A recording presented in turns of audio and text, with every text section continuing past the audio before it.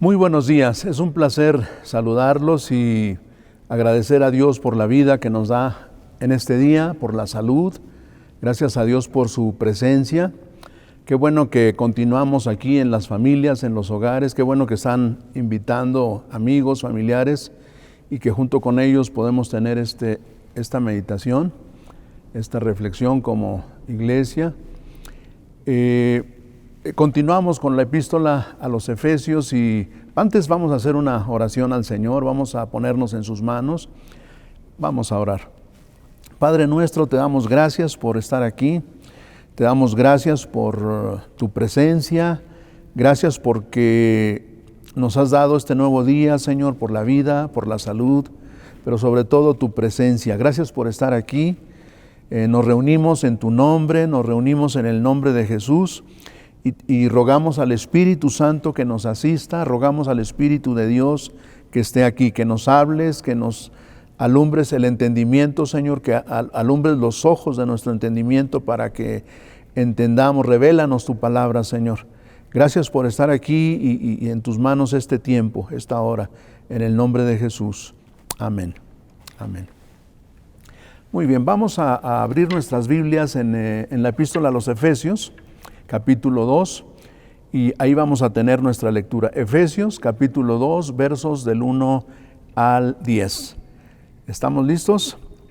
Dice así la palabra del Señor: y Él os dio vida a vosotros cuando estabais muertos en vuestros delitos y pecados, en los cuales anduvisteis en otro tiempo, siguiendo la corriente de este mundo, conforme al príncipe de la potestad del aire, el espíritu que ahora opera en los hijos de desobediencia, entre los cuales también todos nosotros vivimos en otro tiempo, en los deseos de nuestra carne, haciendo la voluntad de la carne y de los pensamientos, y éramos por naturaleza hijos de ira, lo mismo que los demás. Pero Dios, que es rico en misericordia, por su gran amor con que nos amó, aun estando nosotros muertos en pecados, nos dio vida juntamente con Cristo. Por gracia sois salvos. Y juntamente con Él nos resucitó, y asimismo nos hizo sentar en los lugares celestiales con Cristo Jesús, para mostrar en los siglos venideros las abundantes riquezas de su gracia, en su bondad para con nosotros en Cristo Jesús. Porque por gracia sois salvos, por medio de la fe. Y esto no de vosotros, pues es don de Dios, no por obras para que nadie se gloríe. Porque somos hechura suya, creados en Cristo Jesús, para buenas obras, las cuales Dios preparó de antemano, para que anduviésemos en ellas. Hermanos, cuando comenzamos estos temas sobre Efesios en la introducción, hicimos una propuesta de la epístola, la dividimos en tres partes con tres conceptos. El primero de ellos era sentaos, el segundo era andad y el tercero era estad firmes. Sentaos, andad, estad firmes. El primer concepto lo basamos en en el capítulo 1, verso 1 hasta el 3, 21, es decir, donde termina el capítulo 3, sentaos. Andad, propusimos en el capítulo 4, donde empieza la parte práctica, en el capítulo 4, verso 1 hasta el capítulo 6 y verso 9. Sentaos, andad. Y el tercer concepto, estad firmes, lo propusimos en Efesios 6, 9, hasta terminar ahí el capítulo, Efesios 6, 24. Así que en el capítulo 1 que terminamos la semana pasada, en ese capítulo vimos los fundamentos gloriosos que el apóstol Pablo propone. El versículo central ahí fue Efesios 1:3, donde dice: bendito sea el Dios y Padre de nuestro Señor Jesucristo, que nos bendijo con toda bendición espiritual en los lugares celestiales en Cristo. Vimos que el apóstol nos dice que la Trinidad nos bendice: el Padre en los versículos del 3 al 6, el Hijo de los versículos del 7 al 12 y el Espíritu Santo de los versículos 8 hasta el 14. Es la primera sección. Ahora, la segunda sección del primer capítulo, vimos que Pablo ora. Él ora para que Dios nos dé espíritu de sabiduría y de revelación en el conocimiento de Él, en el conocimiento de Dios. Que Dios alumbre los ojos de nuestro entendimiento, sobre todo para que lo conozcamos. En primer lugar, para que lo conozcamos a Él. Si nosotros conocemos a Dios, nosotros crecemos espiritualmente, pero cambiamos porque cambiamos, como cambió Isaías, como fue transformado Isaías, como fue transformado Job, como fue transformado Jacob, puesto que estaban frente a Dios, estaban en la presencia de Dios. El conocimiento de Dios, hermanos, cambia, transforma nuestra existencia. Por eso Pablo ora, en primer lugar, para eso, para que conozcamos a Dios. Y número 2, ora también para que entendamos cuáles son las riquezas de la gloria de nuestra herencia como hijos de Dios, para que entendamos el poder de Dios. Y pues él nos dice, el apóstol Pablo nos dice que fuimos sentados, que Cristo fue sentado a la diestra del Padre, dice, sobre toda autoridad y poder y señorío y sobre todo nombre que se nombre. Entonces, estos son los fundamentos que el apóstol Pablo dice que tenemos, pero en el capítulo 2 que hoy queremos ver, queremos ver los primeros 10 versículos. Acá ya no vemos el fundamento, sino acá vemos el corazón de lo que consideramos la primera sección de la epístola. Es decir, el concepto sentaos, el cual precisamente encontramos en el versículo 6, donde leemos Efesios 2:6, y juntamente con Él nos resucitó y asimismo nos hizo sentar en los lugares celestiales con Cristo. O sea, el Padre había resucitado a Jesucristo, el Padre lo había levantado, lo había exaltado, pero ahora el apóstol Pablo dice que juntamente con Él nos resucitó, dice, y asimismo nos hizo sentar en los lugares celestiales con Cristo Jesús. Ahora, por ahora nos enfocaremos en la primera parte de este capítulo, en donde Pablo nos lleva primero hasta las profundidades del pesimismo y del peor diagnóstico que se puede hacer sobre los seres humanos, pues nos dice, estabais muertos en delitos y pecados, ahí en el verso 1, en el primer versículo. Y luego nos lleva a las alturas de la gloria de Dios, explicando que nos hizo sentar en lugares celestiales juntamente con Cristo. De esta manera nos muestra lo que el hombre es por naturaleza, pero también lo que puede llegar a ser por la gracia de Dios. En esta sección encontramos que el glorioso triunfo del resucitado es compartido con todos los que creen en Él. Entonces vamos a ver en primer lugar, aquí Pablo nos dice lo que nosotros éramos por naturaleza. No habíamos hablado nada de nosotros en el capítulo 1 de Efesios. Ahí solamente estábamos hablando del Padre, del Hijo, del Espíritu Santo, de la oración de Pablo por los creyentes. Pero creo que Pablo ahora en el capítulo 2, mis hermanos, entra en materia, ¿verdad? Llegamos al capítulo 2 y en primer lugar nos dice lo que nosotros éramos por naturaleza. Estábamos tan embebidos en la gloria de Dios que hasta nos habíamos olvidado de sí mismos. Pues el apóstol aquí nos da una recordadita.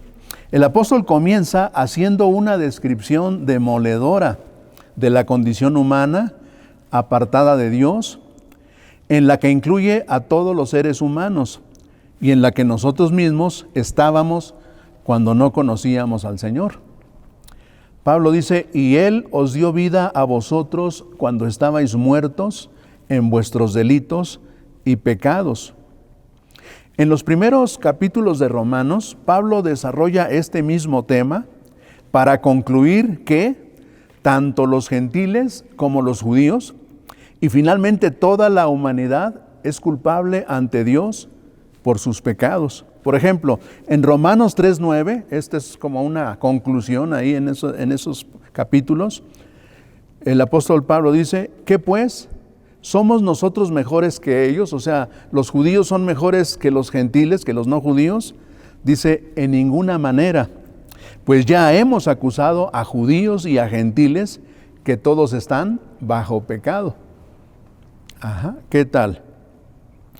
Y entonces aquí en Efesios 2 dice, Él os dio vida a vosotros cuando estabais muertos en vuestros delitos y pecados. Pablo dice, y Él os dio vida a vosotros cuando estabais muertos. La muerte a la que se refiere aquí es la separación de Dios. Esto queda bien ilustrado en la parábola del hijo pródigo, cuando en su regreso el padre dijo, cuando el hijo pródigo regresó a casa, su padre dijo, le decía al hermano mayor del hijo pródigo, porque tu hermano, era muerto y ha revivido, se había perdido y es hallado.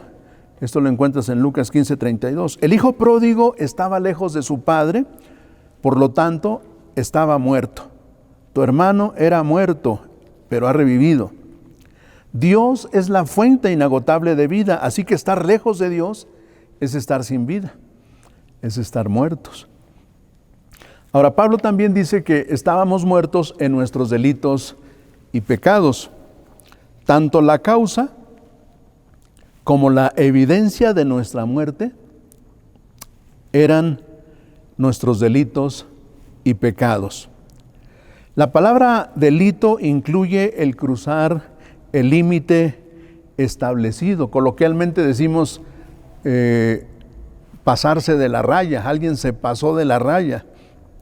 Por otro lado, pecado tiene que ver con errar al blanco o con no alcanzar la medida. Cuando juntamos las dos palabras, vemos que Dios nos ve como rebeldes y fracasados. O sea, que nos pasamos los límites y que erramos al blanco. Es falla tras falla. Exactamente como el hijo pródigo, que tomó malas decisiones.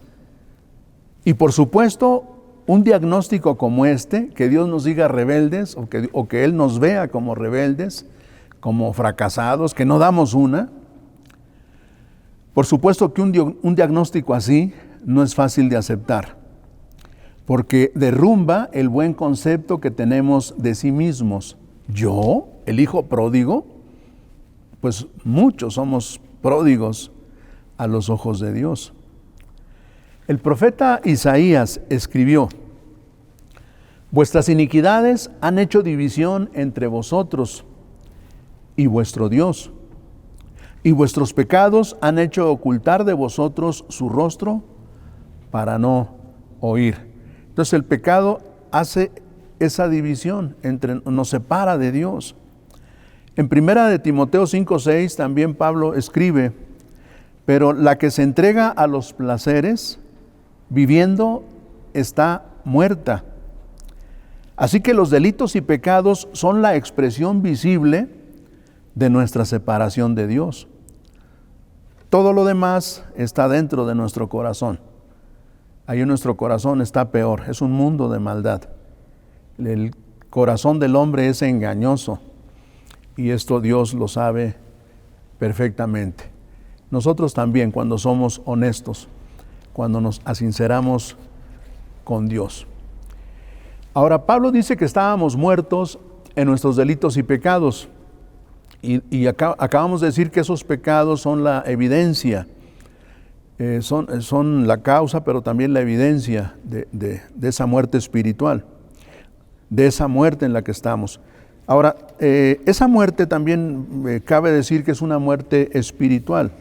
Cuando miramos a nuestro alrededor, el diagnóstico de Pablo no parece coincidir con la realidad. El asunto es que la esfera más importante del ser humano, y a la que Dios se refiere en su diagnóstico, no es el cuerpo, o sea, no estamos muertos físicamente, no es la mente, no es que tengamos amnesia, ni siquiera la personalidad. Pablo habla de muerte del espíritu, muerte espiritual. El espíritu humano es el que está inerte, no funciona. Así como un mudo tiene boca, pero no habla, Así el hombre tiene espíritu, pero no palpa a Dios. No lo siente, ni se comunica con Dios. No puede comunicarse con Dios. Está muerto, como dijimos, espiritualmente. Nos resulta difícil pensar que un intelectual ateo, con una mente tan despierta, esté muerto. O un ágil futbolista o una estrella de cine, con una personalidad arrolladora, estén igualmente muertos. Pero podríamos decir que son muertos en vida, son personas con mucha chispa, pero están muertos espiritualmente, muertos en vida. Esto nos explica cuando Cristo dijo: deja que los muertos entierren a sus muertos. Los muertos espirituales podían hacerse cargo de sus muertos físicos y sepultarlos. Esto es curioso, pero es algo así como muertos vivientes. Es chistoso, son los temas, ¿verdad?, de muchas películas. Pero bueno, así que si deseamos una solución adecuada para problemas de fondo, es decir, espiritual, es necesario que tomemos conciencia de la tragedia de la humanidad caída. El ser humano fue creado por Dios y para Dios, pero ahora insiste en vivir sin Él. Esto no es posible. ¿Podrá un pez vivir fuera del agua? Creo que es complicado. Su medio es el agua. El medio del hombre es Dios. Y fuera de Dios nos asfixiamos. Vamos a continuar. ¿Qué más dice el apóstol, aparte de que estábamos muertos? Dice que seguíamos la corriente de este mundo. Ahí en el versículo 2, Efesios 2:2. Con nuestro comportamiento en este mundo, la realidad es que estábamos esclavizados al pecado. Parecía que éramos libres, pero en realidad era una terrible esclavitud a fuerzas sobre las que carecíamos de control, es decir, las teníamos que seguir. El mundo, ¿a qué nos referimos con el mundo? El mundo es un sistema humano organizado que ha dejado fuera los valores espirituales, que ha dejado fuera la existencia de Dios y que da culto al materialismo y al hombre. La gente no se da cuenta, pero sucumben ante esta influencia poderosa que nos llega a través de la cultura, las modas, la tecnología y demás inventos humanos en general. O sea, entre más cosas inventa el hombre, más se distrae, más se cree y más se aleja de Dios. Dice el apóstol Pablo que seguíamos la corriente de este mundo. Ahí estábamos. Otra cosa que el apóstol dice aquí mismo en Efesios 2:2 es que vivíamos conforme al príncipe de la potestad del aire. Era bonito ver el amor de Dios que nos amó, pero cuando empezamos a pensar en estas cosas, ¿dónde estábamos? Cuando nos acordamos un poco, Dios mío, decimos, de veras que es grande el amor de Dios. Vivíamos conforme al príncipe de la potestad del aire, en esa corriente del mundo. Nuestro comportamiento era así, es decir, del diablo, el cual opera en el mundo invisible, donde tiene dominio sobre principados y potestades, y también tiene el control de los hijos de desobediencia, o los que han dispuesto su corazón para, los que no han dispuesto, su corazón para obedecer a Dios, o para sujetarse a la voluntad de Dios. En la Biblia, Dios habla hoy, este versículo dice, en la versión 60 dice que vivíamos conforme al príncipe de la potestad del aire. En la Dios habla hoy dice, el espíritu que anima a los que desobedecen a Dios. Entonces, pues ahí está el maligno, ahí están los espíritus inmundos, los demonios pretendiendo, intentando, o más bien llevándonos por muchas cosas ajenas, haciéndonos sentir autónomos, independientes de Dios. El apóstol Pablo también dice, hermanos, que vivíamos en los deseos de nuestra carne.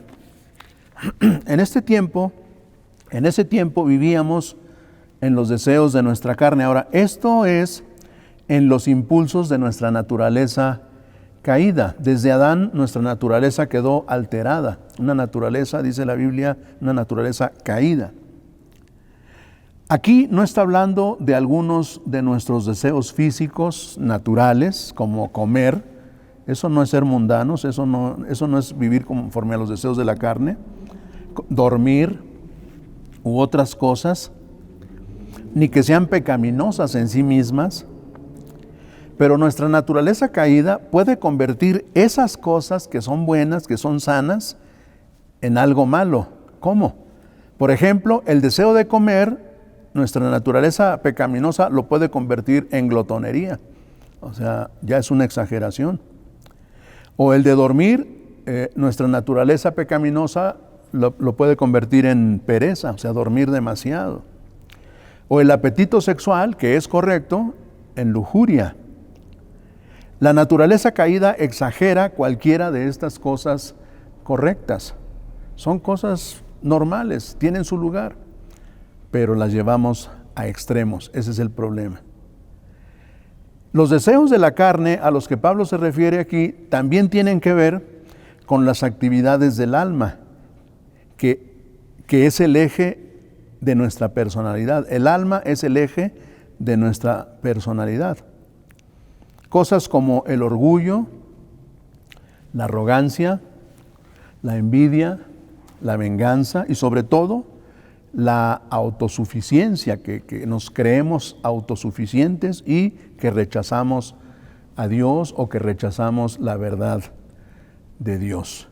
Estos son los deseos de nuestra carne, donde dice el apóstol que vivíamos. No teníamos que ser necesariamente gente pues muy mala, gente muy perversa, gente muy depravada, pero sí en esa autosuficiencia, en ese orgullo, en esa soberbia, es donde ya nos alejamos de Dios. Algo más que para terminar en esto de cómo éramos por naturaleza, el apóstol Pablo dice que éramos hijos de ira, lo mismo que los demás. Esta ira divina significa que estábamos bajo condenación. Esta frase también provoca mucha hostilidad en nuestros días, pero significa que por rechazar a Dios y por haber escogido el camino equivocado, la ira de Dios estaba sobre nosotros. Dios no quiere la muerte del que muere, pero si nosotros nos salimos y nos pasamos de la raya, si nosotros insistimos en errar al blanco, en no ser asertivos, en no tomar buenas decisiones, entonces solos nos estamos poniendo la soga al cuello. Muy bien, ahora aquí en los primeros 3 versículos, el apóstol Pablo nos dice cómo éramos nosotros por naturaleza, pero llegamos al verso 4 y aquí cambian las cosas. Aquí vamos a hablar de Dios ahora, vamos a hablar de su gracia, que Él nos cambia, que Él nos transforma. Vamos a ver lo que Dios ha hecho. En el versículo 4 leemos, pero Dios, que es rico en misericordia, por su gran amor con que nos amó. Este es el pero más hermoso que existe. Es el Evangelio en todo su esplendor. En medio de esta condición desesperada que enfrentábamos, por la naturaleza caída, Dios intervino para remediar la situación y vino a salvarnos y nos dio la salvación. Pablo afirma que por gracia somos salvos. Ahí en el versículo 5 dice: aun estando nosotros muertos en pecados, nos dio vida juntamente con Cristo. Por gracia sois salvos. Y en el verso 8 también dice: porque por gracia sois salvos por medio de la fe.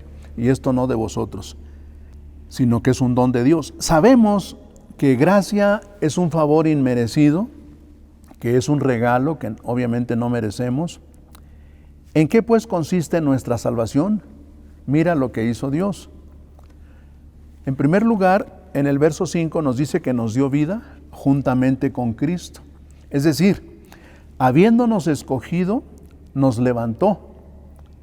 Metió su mano divina al gran río de cadáveres.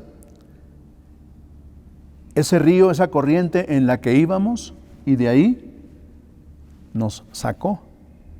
Nos sacó del lodo cenagoso. Nos dio vida juntamente con Cristo. También dice en el verso 6 que juntamente con Él nos resucitó. En Romanos 6, 4 y 5 Pablo escribe: porque somos sepultados juntamente con Él para muerte por el bautismo, a fin de que como Cristo resucitó de los muertos por la gloria del Padre, así también nosotros andemos en vida nueva. Porque si fuimos plantados juntamente con Él en la semejanza de su muerte, así también lo seremos en la de su resurrección. O sea, somos resucitados. Dios nos dio vida, nos tocó, nos dio vida y nos resucitó juntamente con Cristo. Esto es todo lo que le sucedió a Jesús y Dios lo aplicó a nosotros. Número 3, nos sentó en lugares celestiales juntamente también con Cristo Jesús.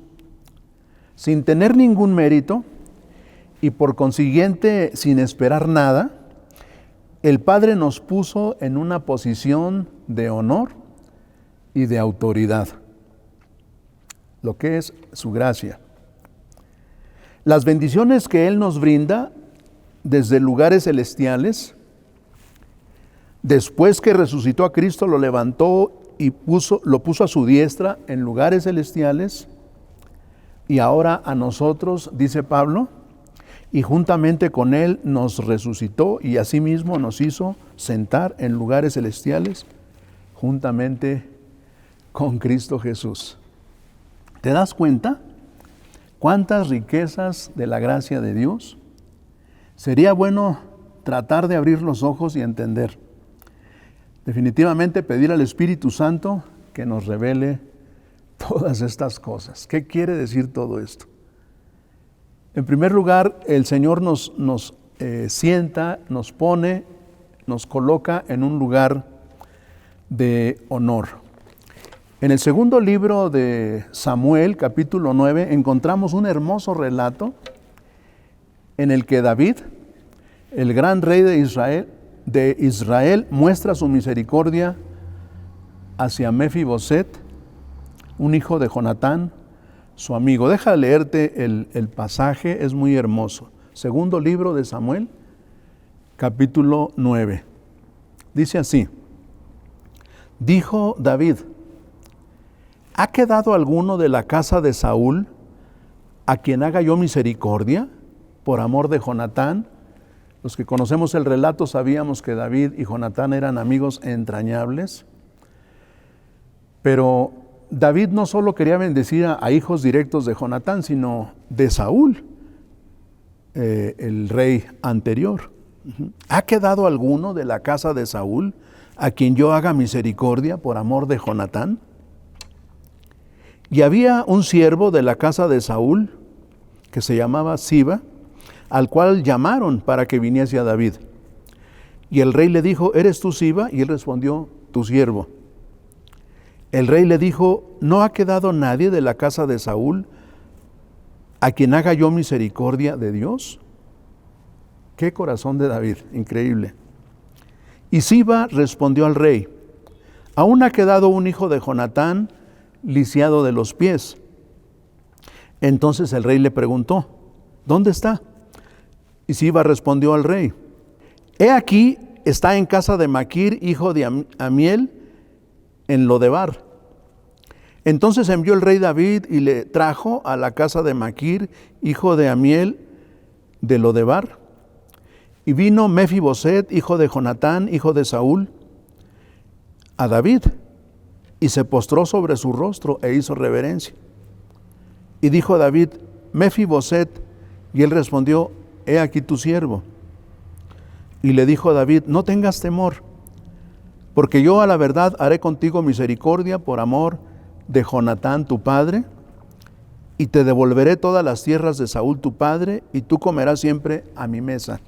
Y él, inclinándose, dijo: ¿quién es tu siervo para que mires a un perro muerto como yo? Entonces el rey llamó a Siba, siervo de Saúl, y le dijo: todo lo que fue de Saúl y de toda su casa, yo lo he dado al hijo de tu señor. Tú pues le labrarás las tierras con tus hijos, tú con tus hijos y tus siervos, y almacenarás los frutos, para que el hijo de tu señor tenga pan para comer. Pero Mefiboset, el hijo de tu señor, comerá siempre a mi mesa. Y tenía Siba 15 hijos y 20 siervos. Y respondió Siba al rey: conforme a todo lo que has mandado mi señor, el rey, a su siervo, así lo hará tu siervo Mefiboset. Dijo el rey: comerá a mi mesa como uno de los hijos del rey. Y tenía Mefiboset un hijo pequeño que se llamaba Micaía, y toda la familia de la casa de Siba eran siervos de Mefiboset, y moraba Mefiboset en Jerusalén, porque comía a la mesa del rey, y estaba lisiado de ambos pies. Este hombre era lisiado de sus pies y quizá estaba temeroso de que el rey acabara con él por ser descendiente de Saúl, el rey anterior. Pero David mostró mucha bondad hacia él, sentándolo a su mesa.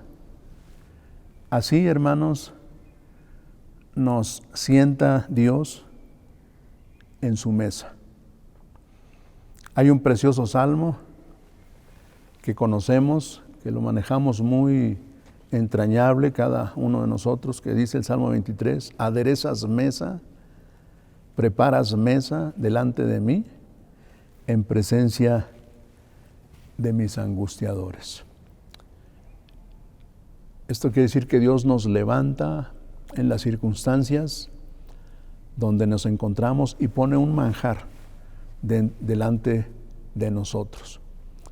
Cosas que solamente cada uno de nosotros en nuestra comunión con Dios, en nuestra relación con Dios, experimentamos y atesoramos. El Señor entonces nos lleva, hermanos, nos sienta en un lugar de honor por su misericordia. También nos pone, al sentarnos en lugares celestiales, nos pone en un lugar de poder. Ahí en el capítulo 1 y verso 21 de Efesios, Pablo había dicho que Cristo se había sentado en lugares celestiales sobre todo principado y autoridad y poder y señorío, y sobre todo nombre que se nombra no solo en este siglo, no solo en este mundo, sino también en el venidero. Así que al sentarnos juntamente con Él en lugares celestiales significa que disponemos de todos los logros que Cristo ha obtenido.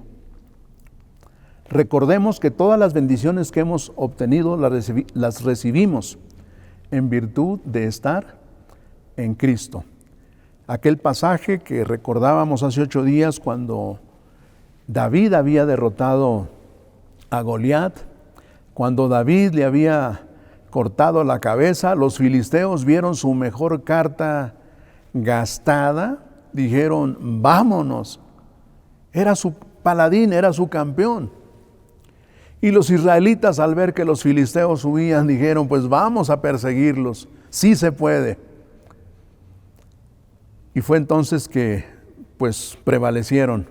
El pueblo de Dios prevaleció, los hijos de Dios prevalecieron.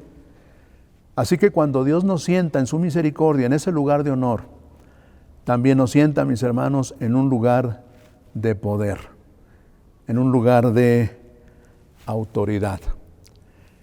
Vamos a terminar. El apóstol Pablo finalmente nos dice también, hermanos, ¿por qué? ¿Por qué Dios lo hace?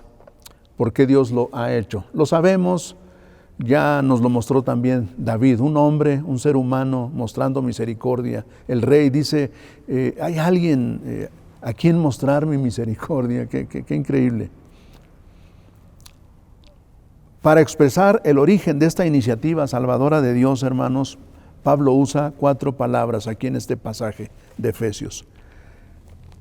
Habla de Dios cuando dice en el verso 4, pero Dios, ese hermoso pero sobre nuestros problemas, pero Dios, en primer lugar dice que es rico en misericordia. Entonces, esta es la razón por la que Dios ha hecho lo que ha hecho con nosotros, porque es rico en misericordia. También dice ahí, por su gran amor con que nos amó.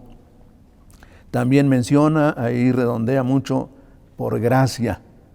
Y también dice, en su bondad para con nosotros. Dios es bueno. Como hemos explicado, estábamos muertos, por lo tanto, éramos incapaces de salvarnos a nosotros mismos. Así que nunca vayamos por ese lado, pensando que la salvación nos la ganamos. No había ninguna obra que pudiéramos hacer, ningún mérito que nos ayudara a obtener la salvación. Todo lo recibíamos como un favor inmerecido de parte de Dios por la fe. Así que no hay lugar para ninguna glorificación humana. Toda la gloria le corresponde a Él. Pablo añade que nos salvó para mostrar en los siglos venideros las abundantes riquezas de su gracia. Esto me recuerda a una situación hace algunos años. Había una hermanita esposa de un hermano de la iglesia. Estábamos allá en un pueblo en el norte del país. Y esta hermanita nos condicionó, dice, no, yo no recibo a Cristo si no van y le predican al superintendente. Ella estaba con los testigos de Jehová. Y dice, si no le predican a Uriel, yo no recibo a Cristo. Entonces tuvimos que ir, mi esposa y un servidor, fuimos al salón del reino y bueno. Y ya estaba este señor ahí y dice, ¿y qué me van a decir? ¿Que Cristo me ama? Le dijimos, sí. ¿Y me van a decir que Cristo murió por mí? Le dijimos, sí. Dios te ama, Cristo te ama y murió por ti. ¿Y qué? Decía él, ¿y con eso voy a tener vida eterna? Le dijimos, sí. Si recibes a Cristo en tu vida, si te arrepientes de tus pecados, el Señor te va a salvar, el Señor te va a perdonar, va a tener misericordia. Dice, no, eso es para 144,000. Entonces le dije, no, los 144,000, digo, ve bien tu Biblia, habla de ahí de que son siervos de nuestro Dios, que sellen a los siervos de nuestro Dios. Ahí está en Apocalipsis 7. Y se lo leí y dice, ay, sí, ahí no está hablando, le digo, de la salvación. Y bueno, y seguí ahí un poquito con la plática, pero dice, no, dice, eso que me estás diciendo era para los apóstoles. Le digo, no, Jesucristo oró por los apóstoles y también oró por los que iban a creer por la palabra de ellos. Ay, caray, dice, ¿y eso dónde está? Ahí en Juan, se lo mostré. Ok, dice, pues era nada más para los apóstoles y para los que a ellos iban a predicar. Le digo, no, es también para nuestros tiempos. Dice, ¿y me lo puedes mostrar con la Biblia? Le digo, sí. Y saqué este versículo. Efesios 2:7 dice, para mostrar en los siglos venideros las abundantes riquezas de su gracia. O sea, Dios sabía, aunque los apóstoles vivían esperando la venida del Señor, Dios sabía que esto iba a llevar siglos, que esto iba a pasar tiempo, y aquí está la prueba. Aquel hombre se quedó así, pero no quiso abrir su corazón, no quiso recibir a Cristo, pero se quedó sin palabras por lo pronto. Aquí el apóstol dice que la gracia de Dios, que el Señor quería mostrar su gracia durante siglos. Ahora, cuando Dios levantó y exaltó a Cristo, hermanos, demostró la supereminente grandeza de su poder, pero cuando nos levantó a nosotros, demostró las abundantes riquezas de su gracia. Cuando levanta a Cristo, muestra su poder. Cuando nos levanta a nosotros, aparte de mostrar su poder también, demuestra las abundantes riquezas de su gracia. Así que somos evidencias vivientes de la bondad de Dios. Todas las cosas apuntan a Él y lo seguirán haciendo por la eternidad. Dios, que es rico en misericordia. Pablo explica que Dios nos creó o recreó en Cristo para buenas obras. O sea, ya nos salva por gracia, pero también para buenas obras. Ahí en Efesios terminamos con este versículo, el versículo 10, Efesios 2:10. Dice, las cuales Dios preparó de antemano para que anduviésemos en ellas. Nos salvó por gracia, pero para buenas obras. Antes explica con claridad que somos salvos por gracia, no por obras, dice ahí en el verso 8, no por obras para que nadie se gloríe. En el 9, verso 9. Sin embargo, la verdadera salvación, la genuina, siempre produce frutos, siempre trae resultados. Así que, aunque no somos salvos por obras, hemos sido creados en Cristo Jesús para buenas obras, o dijimos, recreados. Es decir, la redención, redimidos. A una oruga no se le puede exigir, ni siquiera pedir, que vuele. Pero a una mariposa, una vez que ha sido dotada de hermosas alas, sí. A una mariposa sí le podemos decir que vuele. Y es más, la mariposa va a decir, ni necesito que me digas, lo puedo hacer. Así Dios nos ha recreado en Cristo. Él nos selló con el Espíritu Santo y es ahora que podemos agradar a Dios, es que ahora podemos crecer en fe, crecer espiritualmente y buscar la voluntad de Dios. Terminamos con la versión Nueva Traducción Viviente en este versículo que es extraordinario, me parece extraordinario. De Efesios 2:10, dice así. En la versión 60 dice que somos hechura suya, o sea que somos hechura de Dios. Pero en la Nueva Traducción Viviente dice, pues somos la obra maestra de Dios. Si nosotros, hermanos, si tú, hermano, has sido levantado por Dios, si tú has recibido vida de parte de Dios y eres una obra de Dios, entonces lo que está hecho en el cielo está bien hecho. Dice esta traducción que somos la obra maestra de Dios.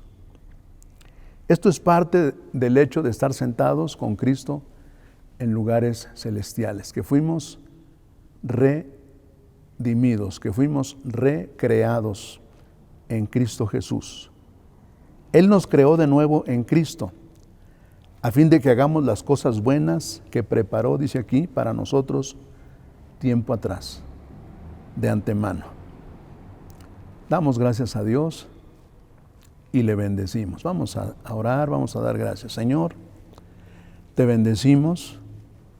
Padre Santo, te adoramos. Nuevamente, Señor, porque solo tú sabes todo lo que has hecho, Señor, todo lo que tuviste que hacer para llegar hasta nosotros, para que llegara hasta nuestras vidas la luz de Dios, la luz de tu amor, la luz del Evangelio, tu palabra de amor, Señor. Gracias. Padre, en tus manos está cada una de nuestras vidas. A ti nos encomendamos. Tú muévenos, Señor. Si hay alguien de ustedes que desea recibir a Cristo, abrir su corazón a Jesús, es tiempo. es el tiempo aceptable. Puede decirle: Jesús, te abro mi corazón. Jesús, te recibo. Jesús, yo quiero participar de esta gracia divina. En tu nombre precioso. Amén.